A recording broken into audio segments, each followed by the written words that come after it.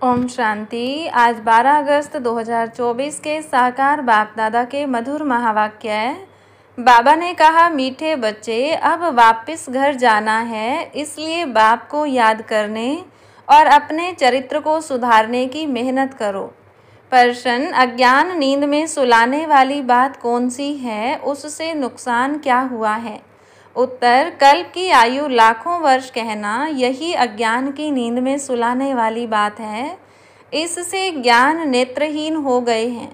घर को बहुत दूर समझते हैं, बुद्धि में है अभी तो लाखों वर्ष, यहाँ ही सुख दुख का पार्ट बजाना है, इसलिए पावन बनने की मेहनत नहीं करते हैं।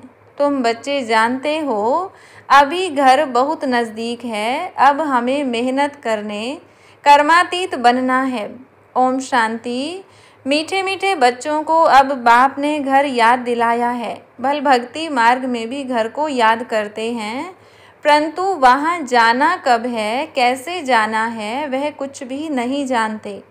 कल्प की आयु लाखों वर्ष कह देने कारण घर भी भूल गया है। समझते हैं लाखों वर्ष यहाँ ही पार्ट बजाते हैं, तो घर भूल जाता है। अभी बाप याद दिलाते हैं, बच्चे घर तो बहुत नज़दीक है, अब चलेंगे अपने घर। मैं तो तुम बच्चों के बुलावे पर आया हूँ, चलेंगे। कितनी सहज बात है। भक्ति मार्ग में तो पता भी नहीं पड़ता कि कब मुक्ति धाम में जाएंगे। मुक्ति को ही घर कहा जाता है। लाखों वर्ष कह देने के कारण सब भूल जाते हैं, बाप को भी तो घर को भी भूल जाते हैं। लाखों वर्ष कहने से बहुत फर्क पड़ जाता है। अज्ञान नींद में जैसे सो जाते हैं, किसको भी समझ में नहीं आता। भक्ति मार्ग में घर कितना दूर बताते हैं। बाप कहते हैं वहाँ मुक्ति धाम में तो अभी जाना है।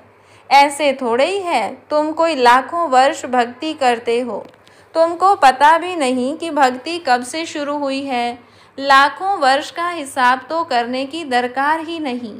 बाप को और घर को भूल जाते हैं, यह भी ड्रामा में नूंद है, परंतु नाहिक इतना दूर कर देते हैं। अब बाप कहते हैं, बच्चे घर तो बिल्कुल नज़दीक है, अब मैं आया हूँ तुमको ले चलने। घर चलना है, परंतु पवित्र तो जरूर बनना है। गंगा स्नान आदि तो तुम करते आए हो, परंतु पवित्र बने नहीं हो।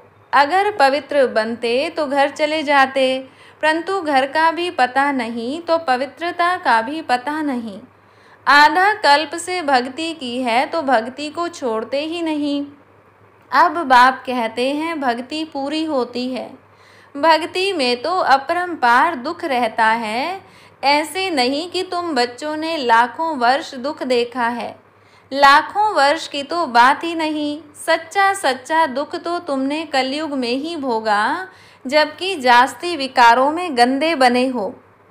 पहले जब रजों में थे तो कुछ समझ थी, अभी तो बिल्कुल बेसमझ हो गए हैं। अब बच्चों को कहते हैं सुख धाम चलना है तो पावन बनो। जन्म जन्मांतर के जो पाप सिर पर हैं उन्हें याद से उतारो। याद से बड़ी खुशी रहेगी। जो बाप तुमको आधा कल्प सुख धाम में ले जाते हैं उनको याद करना है। बाप कहते हैं तुमको ऐसा लक्ष्मी नारायण जैसा बनना है, तो एक तो पवित्र बनो और चरित्र सुधारो। विकारों को कहा जाता है भूत। लोभ का भी भूत कम नहीं है। यह भूत बहुत अशुद्ध है, मनुष्य को एकदम गंदा बना देता है। लोभ भी बहुत पाप कराता है। 5 विकार बहुत कड़े भूत हैं, इन सबको छोड़ना है। लोभ को छोड़ना भी ऐसा मुश्किल है जैसे काम को छोड़ना मुश्किल है। मोह को छोड़ना भी इतना मुश्किल हो जाता जितना काम को छोड़ना। छोड़ते ही नहीं। सारी आयु बाप समझाते आए हैं, तो भी मोह की रग जुटी हुई रहती है। क्रोध भी मुश्किल छूटता है। कहते हैं बच्चों पर क्रोध आता है, नाम तो क्रोध का लेते हैं ना। कोई भी भूत न आए, उन पर विजय पानी है। बाप कहते हैं जब तक मैं हूँ तब तक तुम पुरुषार्थ करते रहो। बाप कितना वर्ष रहेंगे? बाप इतने वर्षों से बैठ समझाते हैं, अच्छा ही टाइम देते हैं। सृष्टि चक्र को जानना तो बहुत सहज है, 7 दिन में सारा ज्ञान बुद्धि में आ जाता है। बाकी जन्म जन्मांतर के पाप कटने में देरी लगती है, यही मुश्किलात है, उसके लिए बाबा टाइम देते हैं।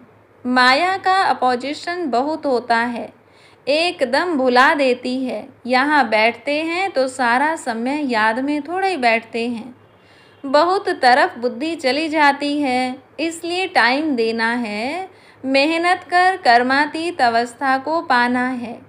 पढ़ाई तो बहुत सहज है, सेंसिबल बच्चा हो तो 7 रोज में सारा ज्ञान समझ ले कि यह 84 का चक्र कैसे फिरता है। बाकी पवित्र बनने में है मेहनत, इस पर कितने हंगामे होते हैं। समझते हैं बात तो राइट है, हम ग्लानि करते थे कि ये ब्रह्मा कुमारियां भाई बहन बनाती हैं, परंतु बात तो बरोबर राइट है। जब तक हम प्रजापिता ब्रह्मा के बच्चे नहीं बने हैं तब तक पवित्र कैसे रह सकेंगे।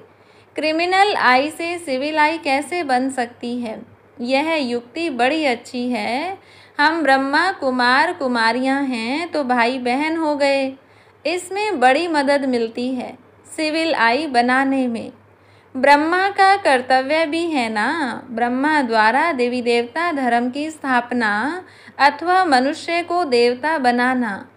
बाप आते ही हैं पुरुषोत्तम संगम युग पर, तो समझाने की कितनी मेहनत करनी पड़ती है। बाप का परिचय देने लिए ही सेंटर्स खोले जाते हैं। बेहद के बाप से बेहद का वर्षा लेना है। भगवान तो है निराकार, श्री कृष्ण तो देहधारी है, उनको भगवान कह नहीं सकते। कहते भी हैं भगवान आकर भक्ति का फल देंगे, परंतु भगवान का परिचय नहीं है। कितना तुम समझाते हो फिर भी समझते नहीं। देहधारी तो पुनर्जन्म में आते हैं जरूर, अब उनसे वर्षा मिल न सके। आत्माओं को एक परमपिता परमात्मा से वर्षा मिलता है, मनुष्य को जीवन मुक्ति दे न सके। यह वर्षा पाने के लिए तुम बच्चे पुरुषार्थ कर रहे हो। उस बाप को पाने लिए तुम कितना भटकते थे। पहले तो सिर्फ एक शिव की पूजा करते थे और कोई तरफ जाते नहीं थे। वह थी अव्यभिचारी भक्ति, औरों के मंदिर आदि इतने नहीं थे। अभी तो ढेर चित्र हैं, मंदिर आदि बनाते हैं। भक्ति मार्ग में तुमको कितनी मेहनत करनी पड़ती है, तुम जानते हो। शास्त्रों में कोई गति सदगति का रास्ता नहीं है, वह तो एक बाप ही बताते हैं। भक्ति मार्ग में कितने मंदिर बनाते रहते हैं, वास्तव में मंदिर सिर्फ होते हैं देवी देवताओं के, और कोई मनुष्य का मंदिर बनता नहीं, क्योंकि मनुष्य तो है पतित। पतित मनुष्य पावन देवताओं की पूजा करते हैं। भल हैं वह भी मनुष्य, परंतु उनमें दैवी गुण हैं। जिनमें दैवी गुण नहीं हैं वह उनकी पूजा करते हैं। तुम खुद ही पूज्य थे, फिर पुजारी बने हो। मनुष्य की भक्ति करना यह 5 तत्वों की भक्ति करना है। शरीर तो 5 तत्वों का बना हुआ है। अब बच्चों को मुक्ति धाम में चलना है, जिसके लिए इतनी भक्ति की है। अब अपने साथ ले चलता हूँ, तुम सतयुग में चले जाएंगे। बाप आए ही हैं पतित दुनिया से पावन दुनिया में ले चलने। पावन दुनिया है ही 2, मुक्ति और जीवन मुक्ति। बाप कहते हैं मीठे मीठे बच्चों, मैं कल्प कल्प संगम युग पर आता हूँ। तुम भक्ति मार्ग में कितने दुख उठाते हो। गीत भी है ना, चारों तरफ लगाए फेरे, दूर रहे किससे? बाप से। बाप को ढूंढने के लिए जन्म बाय जन्म फेरे लगाए, परंतु फिर भी बाप से दूर रहे। इसलिए बुलाते हैं हे पतित पावन, आओ आकर पावन बनाओ। बाप के सिवाय और कोई बना न सके। तो यह खेल ही 5000 वर्ष का है। ड्रामानुसार हर एक पुरुषार्थ करते हैं। जिस प्रकार कल्प पहले किया है, उस अनुसार ही राजधानी की स्थापना हो रही है। सब एक जैसा तो नहीं पढ़ेंगे। यह पाठशाला है ना, राजयोग की पढ़ाई है। जो देवी देवता धर्म के होंगे वह निकल आएंगे। मूल वतन में भी जो संख्या है वह एक्यूरेट होगी, कम जास्ती नहीं। नाटक में एक्टर्स का अंदाज बिल्कुल पूरा है, परंतु समझ नहीं सकते। जितने भी हैं उतने एक्यूरेट हैं, फिर भी वह आकर पार्ट बजाएंगे। फिर तुम आते हो नई दुनिया में, बाकी सब वहाँ चले जाएंगे।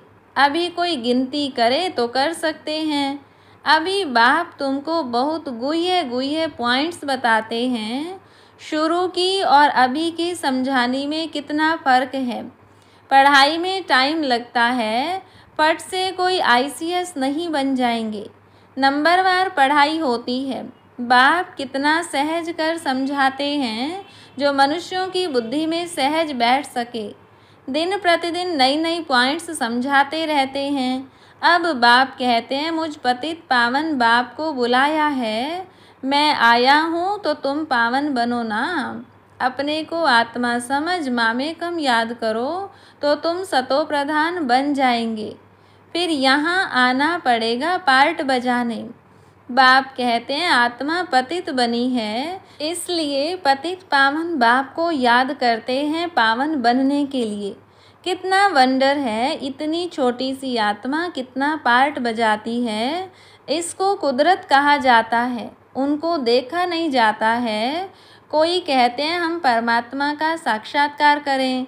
बाप कहते हैं, इतनी छोटी बिंदी का तुम साक्षात्कार क्या करेंगे।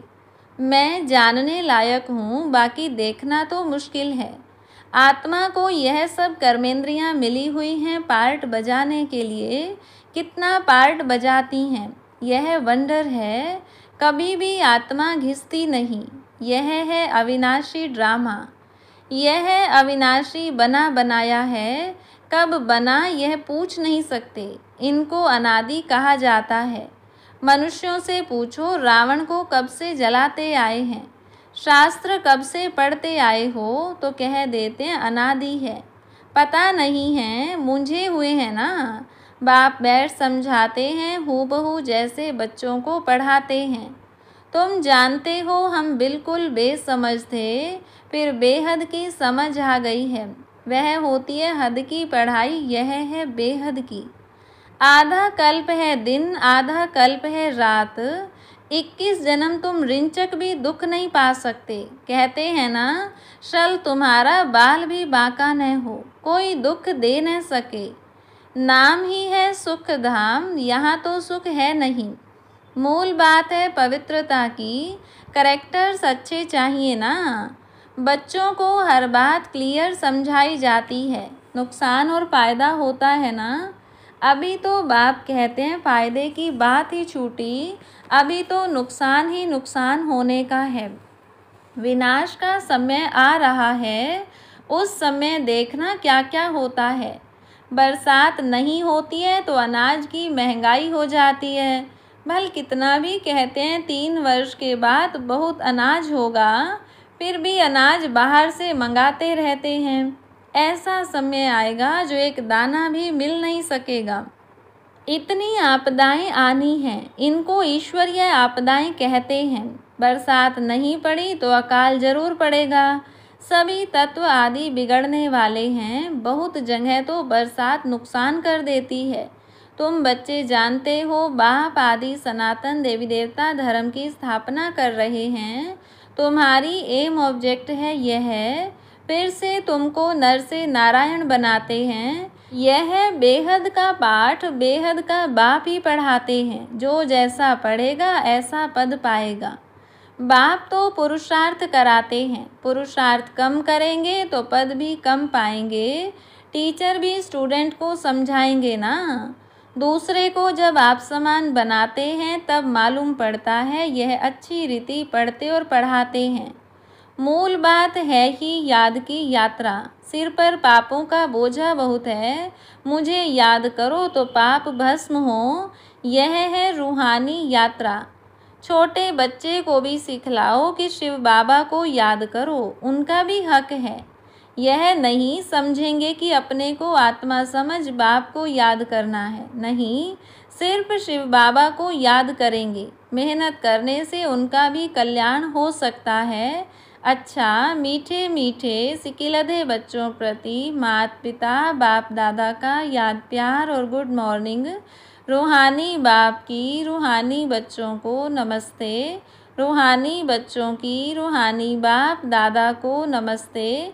धारणा के लिए मुख्य सार। पहली पॉइंट, नर से नारायण पद प्राप्त करने के लिए बेहद के बाप से बेहद का पाठ पढ़कर दूसरों को पढ़ाना है। आप समान बनाने की सेवा करनी है। दूसरी पॉइंट, लोभ मोह की जो रगें हैं उनको निकालने की मेहनत करनी है। अपने चरित्र को ऐसा सुधारना है जो कोई भूत अंदर प्रवेश होने न पाए। वरदान दिया बाबा ने, भगवान और भाग्य की स्मृति से औरों का भी भाग्य बनाने वाले खुशनुमा खुश नसीब भव। अमृत वेले से लेकर रात तक अपने भिन्न भिन्न भाग्य को स्मृति में लाओ और यही गीत गाते रहो, वाह मेरा श्रेष्ठ भाग्य।